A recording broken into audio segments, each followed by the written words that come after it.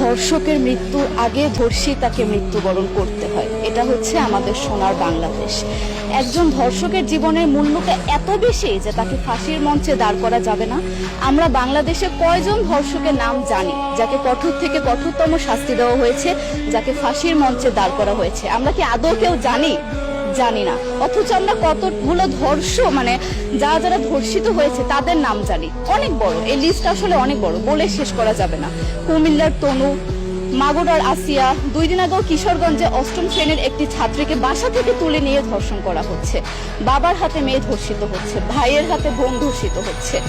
আমরা আসলে নিরাপদটা কোথায়? আমার মনে হচ্ছে আমরা যেন আইয়ামে জাহিলিয়া যুগে চলে গিয়েছি। মাঝে মধ্যে মনে হয় এর থেকেও খারাপ সময় আছি আমরা, কারণ ওই যুগে মেয়েরা অ্যাটলিস্ট সম্মান নিয়ে মৃত্যুবরণ করতে পারত। জন্মের পরপর জ্যান্ত মাটিতে পুঁতে দেওয়া হতো, আর আমাদের ধর্ষণ করে নির্মমভাবে তারপর মৃত্যুবরণ করতে হচ্ছে। যদি সরকার আমাদের ওই নিরাপত্তা নাই দিতে পারে, তাহলে সরকারের কাছে আমাদের অনুরোধ, আমাদের জ্যান্ত মাটিতে পুঁতে দেখ। আমরা বেঁচে থাকতে চাই না, আমরা সম্মান নিয়ে মৃত্যুবরণ করতে চাই। আমরা এই দেশে থাকতে চাই না যে এই দেশে আমাদের কোনো নিরাপত্তা নেই, যে এই দেশে রাস্তা দিয়ে হাঁটলে আমাদের মধ্যে একটা আতঙ্ক কাজ করে, কখন কি না কি হয়ে যায়। আইন উপদেষ্টা বললেন যে ধর্ষকের নাকি ফাঁসি দেওয়া সম্ভব হবে না, তাহলে নাকি নিরীহ মানুষকেও মাঝে মধ্যে ফাঁসির ব্যবস্থা করা, মিথ্যা মামলায় ফাঁসিয়ে দিয়ে ফাঁসির ব্যবস্থা করা হতে পারে।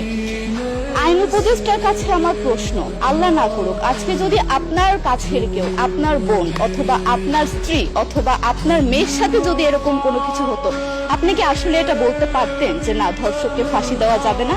কোনোদিনও পারতেন না। আপনি সবার আগে তার ফাঁসির ব্যবস্থা করতেন, সম্ভব হলে নিজের হাতে মেরে ফেলতেন।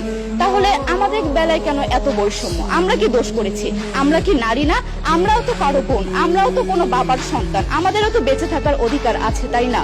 কিছু হলে মেয়েদের পোশাকের দোষ দেওয়া হয়। আমার কাছে প্রশ্ন, একটা 8 বছরের শিশুর মধ্যে এরকম কি থাকতে পারে যেটা একটা পুরুষকে অ্যাট্রাক্ট করবে, যেটা একটা পুরুষকে সিরিয়াস করবে?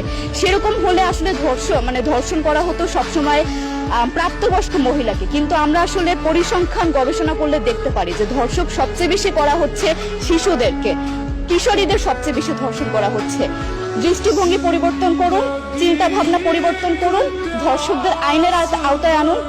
যদি আইন উপদেষ্টা অথবা প্রশাসন যদি ধর্ষকদের শাস্তির ব্যবস্থা না করতে পারে, আমাদের হাতে তুলে দেন, আমরা নিজেদের হাতে শাস্তি দিয়ে দিতে পারবো। এই সাহস আমাদের মধ্যে আছে। বেঁচে থাকার জন্য আমাদের যতটা কঠিন হতে হবে, আমরা কঠিন হওয়ার জন্য প্রস্তুত আছি। আমরা ফাঁসি চাই, ধর্ষকদের কঠোর থেকে কঠোরতম শাস্তি চাই।